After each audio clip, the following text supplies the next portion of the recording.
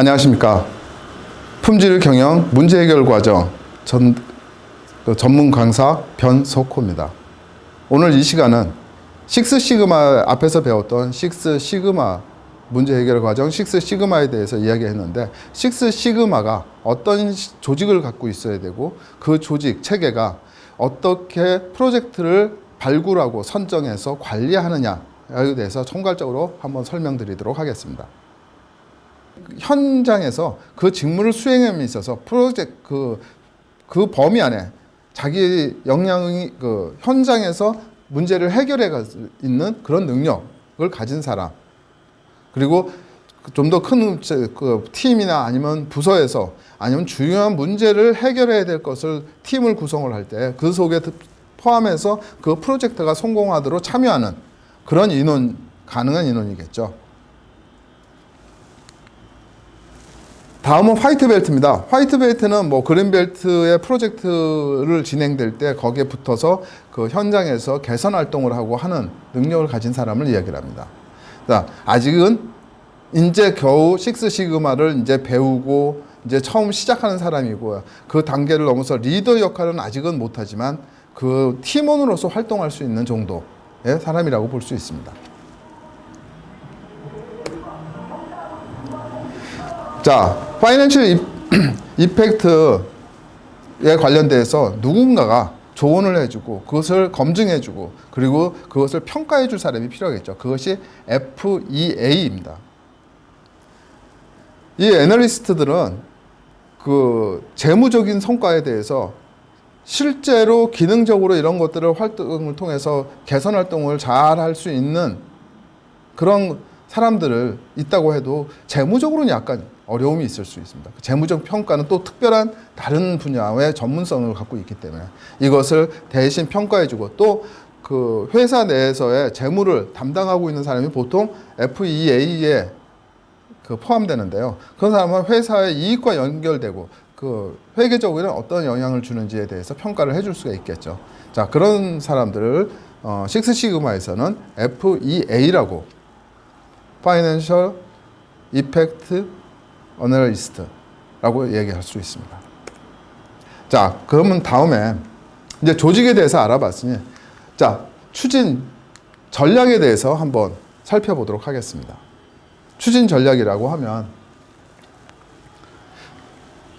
전체적으로 한번 그림으로 보시는 것 같이 경영자의 의지와 열정을 통해서 리더십을 일치하고 적절한 문제를 발굴을 해야 되겠죠. 그리고 발굴하고 또 적합한 인물을 선정, 또 훈련을 시켜서 그 적절한 도구를 사용할 수 있게 해야 되겠죠.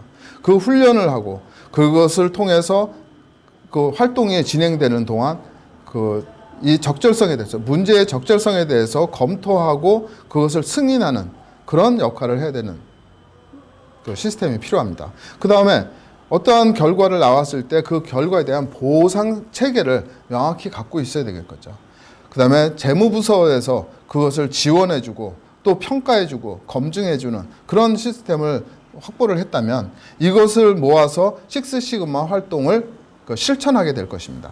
자, 그러면 목표는 더 낮게, 더 빠르게, 더 저렴한 비용으로 이런 활동들을 해서 이런 개선이 이루어지면 기업에는 성과로 나타날 겁니다. 그 성과는 어떤 걸로 나타날 거냐? 고객 가치로서 품질 가치, 또 가격 측면에서 가장 중요한 거는 고객의 불만에 대해서 이런 것들을 해결을 하겠죠. 그 다음에 이런 활동들이 내부적으로는 지적 자원이 되겠습니다. 지식 자원이 될 거고요. 또 개선한 내용들이 그 회사만이 갖고 있는 독창적으로 가질 수 있는 지적 능력이 되겠죠. 자, 그렇게 그 내부적인 기술도 지식도 저장이 자원으로서 확보가 될 것이고, 그다음에 매출은 성장하게 될 겁니다. 고객 가치가 높아지면 당연히 매출이 성장하게 될 거고요. 품질 비용을 떨어뜨렸기 때문에 더 줄이고 더 저렴한 품질 비용을 가져갔기 때문에 순이익은 증가할 것입니다. 또 하나 성공 사례를 가지고 이 회사에 있는 조직 구성원들은 어떻게 되겠습니까? 성공에 대한 어떤 성공 사례를 통해서 성공에 대한 긍정적인 마인드를 갖게 되고요. 혁신을 통해서 성공 사례를 공유하게 될 것입니다. 그런 공유, 그 다음에 식스 시그마가 돌아가는 과정에서 생기는 합리적이고 통계적인 그런 문화가 발생할 겁니다. 또 품질에 집중하고 있는 모습이 될 겁니다. 이런 긍정적인 기업 문화로 바뀌어가는 과정을 여러분들은 볼 수 있을 겁니다. 자, 그러면 식스 시그마의 이런 활동들, 그 체계를 한번 다시 정리해 볼게요. 먼저 비전을 보겠습니다. 비전은, 자, 식스 시그마의 목표는 글로벌 넘버 원. 그 분야에서의 넘버 원으로서 그 자리매김하는 것이 목적이죠. 그 다음에 시장에서 경쟁력을 확보해서 세계 넘버 원의 그 회사로, 그룹으로 커나갈 수 있는 기반을 만들게 될 것입니다. 자, 다음에 그런 목표를, 비전을 가지고 갈 때는 목표를 명확히 해야 됩니다. 자, 어떤 식으로 가냐면, 이익의 목표를 얼마, 아니면 품질 비용을 최저 품질 비용으로 가는 그 COPQ가 최소가 되도록 그런 활동을 해야 되겠죠. 그럼 명확하게 경제적인, 재무적인 성과가 나오도록 목표를 잡으셔야 됩니다. 그냥 단순하게 뭘 잘하는 이런 식의 막연하고 정성적인 표현 가지고 내지 않고요. 정확한 목표를 가져야 됩니다. 그리고 추진 전략은 예를 들면 돈 버는 곳에 집중한다든가 아니면 식스 시그마를 확산하고 정착화시키고 그다음에 프로세스의 효율을 극대화시키고 그다음에 혁신하는 이런 것들이 다 같이 엮여서 원하는 목표가 달성할 수 있도록 전략을 수립해야 됩니다. 그 추진 전략의 가장 중요한 부분이죠. 그러면 각각의 추진 전략들에 대해서 돈 버는 것에 집중한다? 그러면 여러 가지 내용이 있습니다. 공정한 성과를 가셔야 됩니다. 가시화하고 BP의 수평 전개를 해야 됩니다. 단순하게 이렇게 개선한 것들이 그냥 내부적으로 그냥 한쪽에만 남은 것이 아니라 수평 전개를 통해서 전체가 같이 공유가 되고 같이 그 활동을 할 수 있고 그것에 나눠 먹을 수 있는 그런 효과가 있어야 되겠죠. 그 다음에 그 성과가 이게 하나로 끝나는 것이 아니라 여러 데에 전파할 수 있는 여러 가지 성과가 틀림없이 있을 겁니다. 그런 것들을 또 기회가 만들어지겠죠. 식스 시그마 확산이라는 건 그 시스템적으로 협력사까지 포함한 우리 회사와 관계된 모든 조직, 그다음에 협력사까지 포함해서 식스 시그마를 활동을 해야 됩니다. 어느 한 부분에 한 분야에 남아서 그쪽에만 활동하고 하면 하나의 툴로만 사용했기 때문에 회사의 성과는 일시적일 뿐입니다. 지속적으로 그 성과를 유지해야 세계 넘버원의 글로벌 넘버원의 경쟁력을 확보할 수 있는 거죠.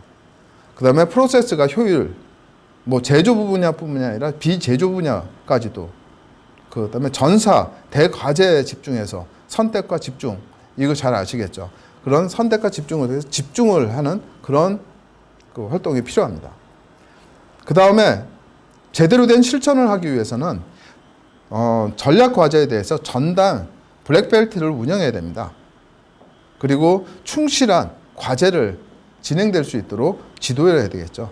철저한 성과 검증이 없을 경우는 이거는 아무 의미가 없는 다른 길로 가더라도 이미 많은 시간을 소모한 다음에 개선하는 다시 변경되는 문제가 생기니까 제대로 된 실천을 하기 위해서 필요한 이런 시스템들을 구축하고 그것이 운영될 수 있도록 잘 감시가 지원하고 또 컨설팅을 해줘야 되겠죠. 자, 그러면 이런 회사가 이렇게 가는 과정에서는 뭐가 제일 중요할까요? 실질적으로 인프라가 없으면 이건 실행을 할 수가 없죠. 그래서 인프라가 필요합니다. 근데 인프라는 식스 시그마 교육, 그 다음에 식스 시그마 관리 시스템을 잘 정비해야 될 뿐만 아니라 그 결과물을 관리를 하기 위해서 표준화한 결과를 유지하기 위해서 또 명확하게 여러 사람들이 공유가 될 수 있기 위해서는 표준화 작업이 필요한데 그 표준을 지키는 그런 문화가 없으면 그것도 의미가 없죠. 그래서 표준 준수하는 문화를 구축해야 되고요. 변화에 대해서 배타적인 사람들이 있습니다. 조직이 있습니다. 그런 조직이 없도록, 사람이 없도록 계속 늘 변화에 대한 적응할 수 있도록 지도하고 늘 그런 유지가 필요합니다. 다음은 식스 시그마 경영 추진해 나가는 한번 전체적인 프로세스를 한번 쳐다보도록 하겠습니다.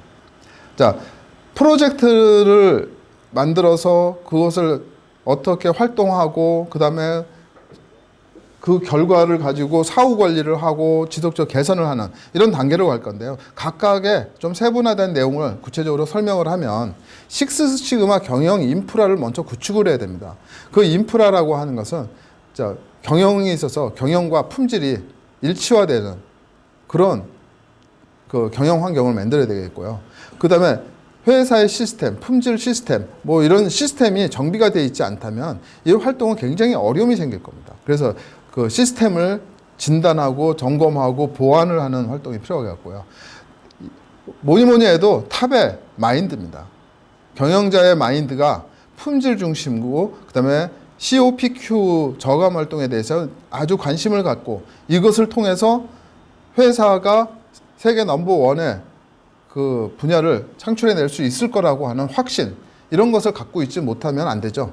그리고 그것을 알면 사원들에게 모든 그 조직원들하고 공유가 돼야 된다. 공약을 해야 되죠. 그걸 통해서 얻어낼 것이 뭐가 있다라는 것을 확실하게 해줘야죠.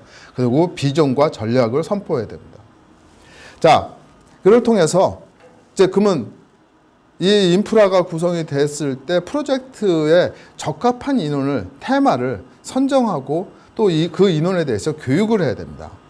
그리고 그 사람들을 통해서 식스시그마 개선 프로젝트를 만들어서 실행을 하고요. 이렇게 식스시그마 활동에 나온 결과에 최종적으로 나오는 관리가 나옵니다. 컨트롤하는 방법과 그것을 컨트롤 유지하는 게 필요한데요.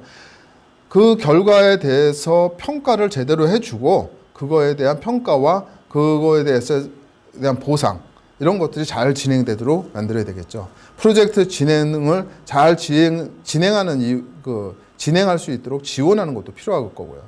자, 이런 평가와 사후 관리 시스템을 갖고 있을 때 이것은 유지, 그다음에 그 지속적 개선이 계속 일어날 수 있을 겁니다. 이런 지속적인 개선과 사업 이익이 유지되면 이 프로젝트 성과에 따라서 이익이 유지될 것입니다. 식스시그마 기술, 도구, 이것이 모든 사람들에게 같이 공유가 될 겁니다. 관리하는 시스템을 정비를 할 필요가 있겠죠. 그리고 지속적인 진행과 차후 전략을 수립하는 이런 사이클을 계속 반복할 적에 회사의 식스시그마 그 역량은 키워지는 그런 결과가 될 겁니다. 이것이 식스시그마 경영 추진 프로세스라고 보시면 됩니다. 다음은 프로젝트의 발굴, 선정, 관리에 대해서 말씀드리도록 하겠습니다. 자, 프로젝트 발굴, 자, 식스시그마가 어떤 그 인프라를 가지고 준비가 됐다 하면 발굴하고 그 이제 추진을 해야 되겠죠. 발굴하는 방법, 프로젝트라는 건 무엇이냐? 회사의 수익에 도움이 되는데 도움이 되도록 그 과제를 선정해야 되는데 어떻게? 고객에게 혜택을 주는 그리고 회사의 이익이 돌아야죠. 고객한테 회사 이익이 가지 않고 그 혜택이 없이 회사만 이익을 취할 수는 없죠. 단기간은 그게 가능할지 모르지만 장기적인 경쟁력은 확보하기 어려울 겁니다. 그래서 고객에게 혜택을 주는 회사 이익에 도움이 주는 그런 과제를 선정해야 됩니다. 그리고 기본적으로 탑다운 방식이 될 가능성이 대부분 탑다운 방식. 자, 전체 거를 확인을 하고 전체 의사결정을 통해서 강력한 추진력을 갖기 위해서는 탑의 선정이 굉장히 중요합니다. 우리 회사는 뭘 해야 되겠다라는 목표를 명확하게 할 수 있으니까요. 그래서 이번 시간에 그 학습 목표로 보신다면 고객은 고객의 소리, CTQ 이거에 대해서 이해하는 시간이 될 거고요. 그 다음에 CTQ의 세부 절차가 어떻게 되는지 이해하는 시간이 될 겁니다.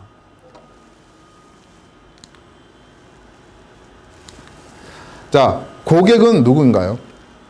고객은 외부 고객이 있고 내부 고객이 있습니다. 자, 어떤 프로세스를 통해서 산출된 제품 혹은 서비스는 사용하는 사람 혹은 사용하는 사람이나 조직 아니면 그 설비 이쪽에서 사용하게 되겠죠. 그런 사용하는 사람, 조직, 여기를 고객이라고 합니다. 내부에 그 사람이 있다면 내부 고객이라고 할 수 있고요. 최종적인 사람 아니면 나에게 납품받는 사람 외부 고객이 되겠죠. 자, 이걸 통틀어서 고객이라고 얘기할 수 있습니다. 자, 이 그림을 보시면 간단하게 설명을 드리면, 자, 연구소에서 연구를 해서 현장에다가 투입을 합니다. 그래서 현장에서 생산을 해요. 그래서 고객에게 납품하는 과정을 거치게 됩니다. 이 단계를 보게 되면 처음에 내부 고객, 연구소에서 현장이 하나의 내부 고객이 되죠. 그리고 이 현장에서 생산을 한 것은 운송을 통해서 진열장에 진열이 되고 최종 판매가 되겠죠. 그 판매하는 곳, 그 시장, 그 시장에서 고객이 사서 소비를 하게 됩니다. 자, 외부적으로 보면은 최종의 고객은 누구죠? 소비자입니다. 그러나 내부에 포장을 해서 운송하면 운송해서 적게 마켓에 갖다 줘야 되겠죠. 그 마켓에 갖다 주고 이런 또 원하는 물량만큼을 갖다 주는 이런 운송과 이렇게 하는 것들, 이런 것도 다음 스텝에서는 그 다음 스텝에 있는 사람을 고객이라고 보고 그쪽에 가치를 다 창조를 해줘야 됩니다. 그리고 전체적으로는 최종적으로 소비자가 또 외부 고객이 돼서 그쪽에 대한 품질적 가치를 창조해야 되겠죠. 자, 프로젝트를 선정을 할게요. 고객을 이제 알았습니다. 그런데 그 고객에 의해서 프로젝트가 선정되는데 CTQ라고 합니다. CTQ는 Critical to Quality라고 해서 그 프로젝트를 선정할 때 CTQ를 발굴을 하고 잠재적 프로젝트를 발굴하고 그리고 또 다시 데이터 수집, 그 다음에 평가, 선정하는 과정을 거치게 될 겁니다.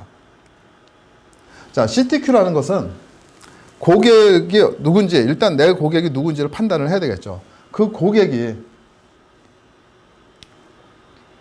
파악이 되면 그 고객의 소리를 들어야 될 거고요. 이 비즈니스, 시장, 회사, 능력 뭐 이런 것들을 다 포함한 비즈니스 측면에서의 소리도 같이 들어서 그것을 다 모아서 우리에게 필요한 Critical to Quality, CTQ를 확정하게 됩니다. 여기에는 고객의 정보를 분류하고 체계화하고 고객의 요구사항 우선순위화를 하고 그다음에 경쟁 우위의 성과를 평가하고 CTQ를 도출, 그다음에 요소를 파악하고 확정하는 과정 이 안에 포함돼서 확정을 하게 됩니다. 자, 그러면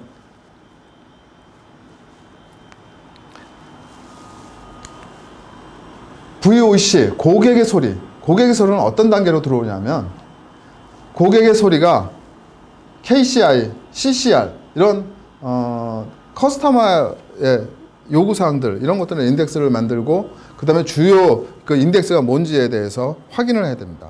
그리고 크리티컬한 커스터머의 요구사항이 뭔지에 대해서 명확하게 해야 됩니다. 이런 고객의 소리가 정리돼서 이 CTQ로 넘어올 거고요. VOC, VOP 비즈니스 측면에서 어떠한 소리가 들어오는지를 쳐다봐야 됩니다. KBI, 그다음에 CBR 뭐 이런 단계를 거쳐서 비즈니스의 인덱스는 어떤 것들이 있는지에 대해서 리스트업을 하고 그다음에 크리티컬한 그 요구사항이 뭐가 있는지 비즈니스 측면에서 크리티컬 비즈니스 리퀘어먼트가 뭔지 이것을 명확하게 확인하는 과정을 통해서 모아져 CTQ가 형성이 됩니다. 자, CTQ를 찾는 방법을 한번 생각해 보면요. 먼저 상사가 지시를 합니다. 각자 개선의 테마를 찾아서 활동할 것이라고 이야기했다면 뭘 생각할까요? 최근에 우리에게 어떤 문제가 있었는지, 그 중에 어떤 심각한 문제가 있었는지, 아직도 그 문제가 발생하고 있는지, 이런 것들이 주위 동료들은 같이 다 동의하고 그 문제점이라고 확인하고 있는지, 그리고 상사는 이 문제에 대해서 그게 문제라고 그 상사도 동의하고 만족하는지 뭐 이런 여러 가지 생각을 통해서 하나 아이템을 정하겠죠. 자, 이런 생각을 통해서 정할 때 단계별로 여러 가지가 합니다. 자, 이런 식으로 이야기해 가지고 개선 테마를 선정했다. 이렇게 CTQ를 잡아가는 방법이 있고요. 또 CTQ를 찾을 때 또 하나 생각해야 될 게 있습니다. 자, 내부 지향적인 접근 방법이 있고 고객 지향적인 접근 방법이 있습니다. 내부 지향적인 접근 방법이라고 하면은 중심은 나에 있습니다. 내가 할 수 있는 거, 내가 잘하는 거 이쪽으로 가고 그다음에 그것이 내 부서 안에서 어떤 역할을 할 거고 그것이 고객한테 어떤 영향을 줄 거냐. 자, 내부 지향적입니다. 나 중심이죠. 자, 이런 중심으로 했을 때는 그 각각의 요소 인원들이 각각의 생각과 다른 방향을 가져갈 수 있습니다. 즉 어떤 방향성을 잃게 되는 거죠. 자, 그런 거인데 고객 지향적 접근이라고 하면 고객의 소리라는 것이 명확하죠. 그 고객의 소리에 따라서 내가 그것을 거기서 무엇을 할 수 있느냐, 우리 부서가 무엇을 할 수 있냐, 방향성이 명확해지죠. 고객 지향적 접근 방법, 이게 가장 중요한 부분입니다. 그래서 내부 지향적, 나 중심의 내가 보유하고 있는 것 중심의 어떤 접근 방법보다는 고객 지향적, 획일적이고 통일된 방향을 가져가서 각각의 컨셉을 뛰어넘는 목표가 명확하게 하는 그런 그 방법을 취해야 될 것입니다. 다음은 뭐 CTQ 찾는 여러 가지 방법이 있습니다. 뭐 이건 70년대 미국인들이 일본하고 경쟁해서 일본의 제품의 우수성 때문에 많은 문제가 일으키고 있었습니다. 미국의 경쟁력이 떨어지고 있었어요. 그것을 잘 들여다보고 확인해 봤더니 일본의 여러 가지 품질 관리하는 여러 가지 활동들이 있더라는 거죠. 뭐 QC 서클이라든가 SPC라든가 TQC라든가 이런 등등 일본 내에서는 품질 관리하고 그다음에 일정하게 유지, 개선 활동을 꾸준하게 하고 있다는 것을 알게 됐습니다. 그래서 미국에서 이런 걸 본받아서 우리가 품질적으로 미국이 일본에 품질적으로 앞서기 위해서 선언을 하게 됩니다. 이 선언 중에서 가장 큰 이제 나온 것이 말콤 볼드리지 상이라고 하는 것이 있습니다. 이 상을 선포하고 그 상을 주는 그런 쪽을 제정을 해서 미국 기업들이 품질 중심의 회사가 될 수 있도록 유도를 했죠. 자, 보시는 것 같이 품질 중심으로 가야 된다는 겁니다. 경쟁력이 있던 과거에 기초기술을 많이 갖고 있다 하는 미국마저도 일본한테 진 이유를 찾아봤더니 품질이 되는 거죠. 자, 그러면 품질을 그래서 크리티컬한 것을 찾아서 그것을 해결하는 것이 가장 중요한 부분인데 그러면 어떤 방법들이 있을까? 뭐 크게 파레토 분석이라든가 품질 기능 전개, QFD, 잠재 고장 형태와 그 영향 분석이라고 하는 포텐셜 FMEA, 그 다음에 프로세스 매핑, 그 다음에 브레인스토밍 이런 여러 가지 방법을 통해서 CTQ를 찾을 수가 있을 겁니다. 이것이 합리적이고 여러 소리를 다 모아서 할 수 있는 방법이 될 겁니다.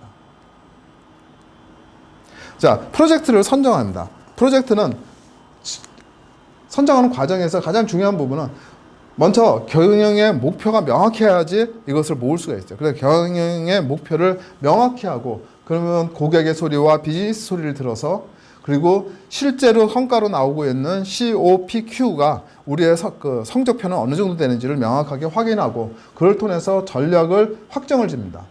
전략적으로 목표가 확정이 되면 코어 CTQ, 빅 Y라고 얘기하는데요. CTQ를 선정하게 되고요. 그 안에서 세부 전개를 통해서 작은 큰 목표 속에 가장 중요한 부분이 있지만 그 속에 또 들여다보게 되면 작은 해결이 될 과제들이 있습니다. 이걸 스몰 Y라고 얘기하고 각각의 세부 전개를 하는 과정을 거치게 되죠. 물론 코어 CTQ가 바로 프로젝트로 선정할 수도 있습니다.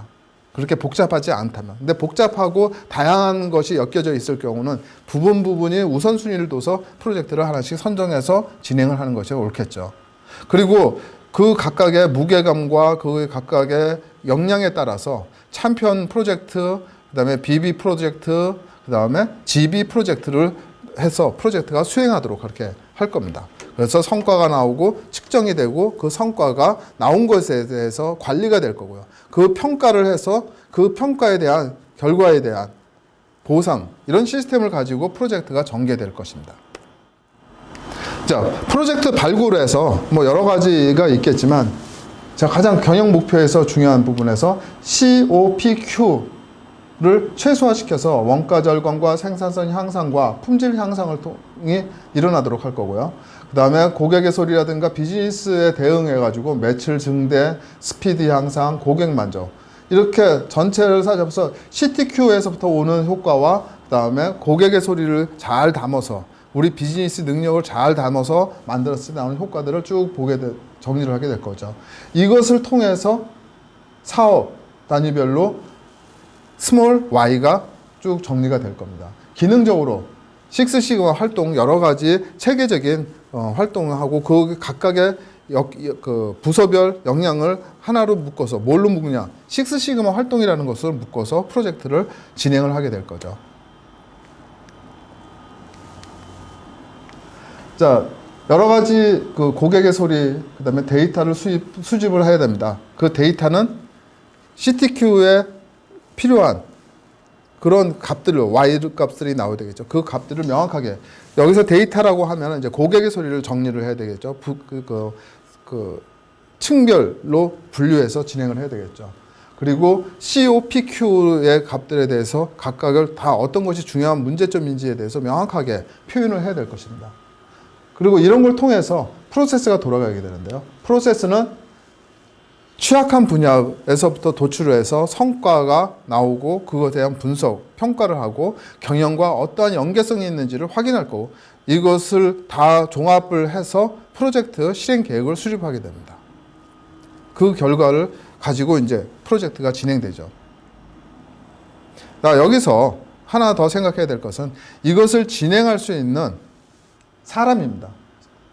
각각의 사람들이 필요한 역량을 갖춰야 되기 때문에 각각의 필요한 역량을 갖춘 인재들을 육성해서 또 그런 사람들이 필요한 사람들을 이 프로젝트에 흡수해서 한 팀이 구성되도록 만드는 것이 가장 중요합니다. 그래서 프로젝트가 스타트 되기 전에 이런 거를 할 사람들을 사전에 그 분야에서 일하는 사람들, 필요한 인원들을 모으고 또 각각의 블랙벨트급, 그린벨트급 이런 정해져 있는 사람 중에서 그 필요한 블랙벨트냐, 그린벨트냐, 화이트벨트들을 모아서 팀을 구성하게 됩니다. 이렇게 함으로써 발굴하고 선정하고 그것이 진행될 수 있는 준비 과정을 거치게 됩니다.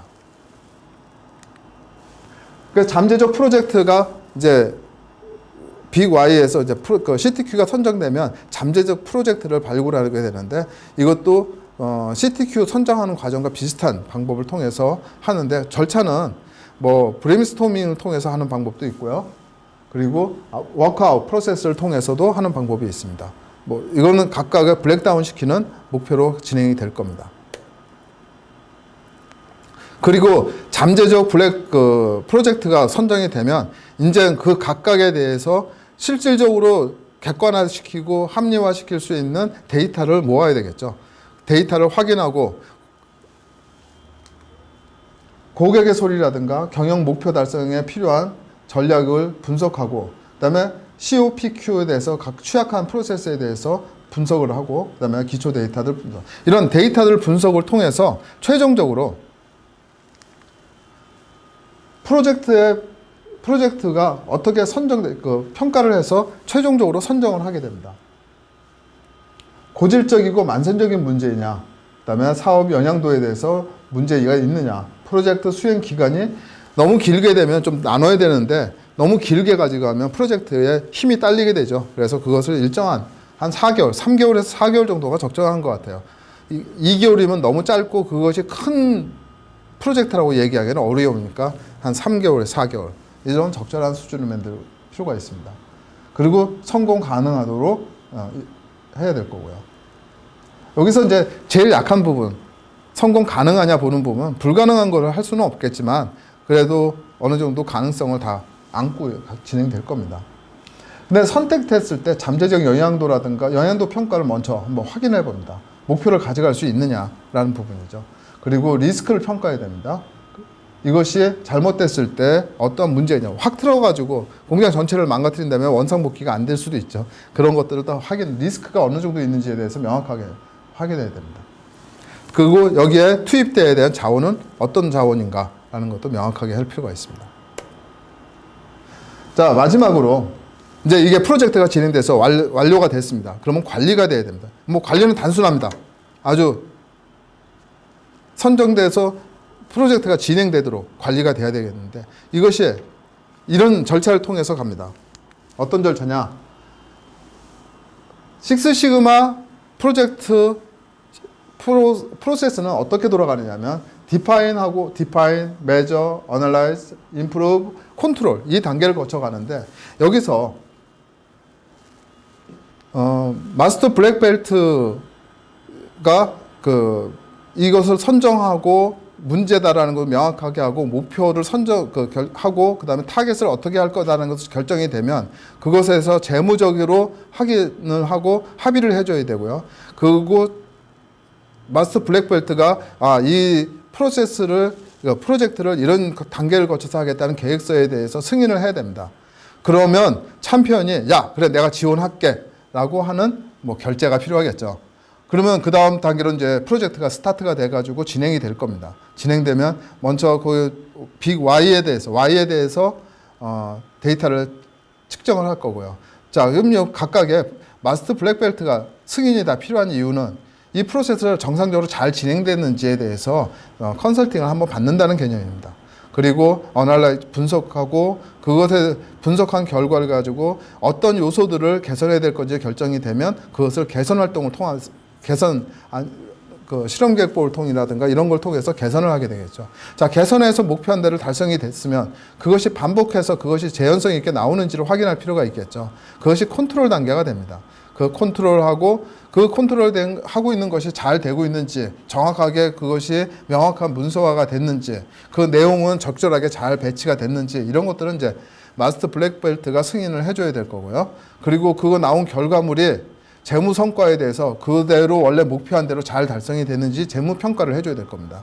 자, 합의가 되면 이제 챔피언, 이 오더를 내린 사람이죠. 프로젝트를 진행하도록 오더를 내린 사람이죠. 자, 챔피언의 승인을 결제를 받아서 완료가 됩니다. 자, 이것이 다 완료가 되면 평가하고 보상이라는 과정을 한번 거쳐야 되겠죠. 자, 이렇게 프로젝트가 진행이 되는 과정들을 그 스텝으로 여러 그 단계별로 거기에 관련되는 승인권자와 그 합의권자들을 통해서 다들 검증을 하는 과정을 거쳐서 이 프로젝트가 진행이 됩니다. 이런 그 과정이 다 완료가 되고 나면 보상이라는 것까지 다 연결돼서 이 프로젝트가 완성이 되는 거겠죠. 이런 것이 프로젝트 관리입니다. 자, 식스시그마 프로젝트가 어떻게 발굴이 되고 어떤 조직에 의해서 그것이 영향을 최극대화시킬 수 있게 하는지 이런 것들을 준비를 하고 그리고 발굴돼서 선정된 것이 어떤 과정을 관리함으로써 성공으로 이끌도록 지도 그다음에 검증할 수 있는지 이런 시스템까지도 전부 여러분들과 같이 공유하는 시간이었습니다. 네, 수고하셨습니다.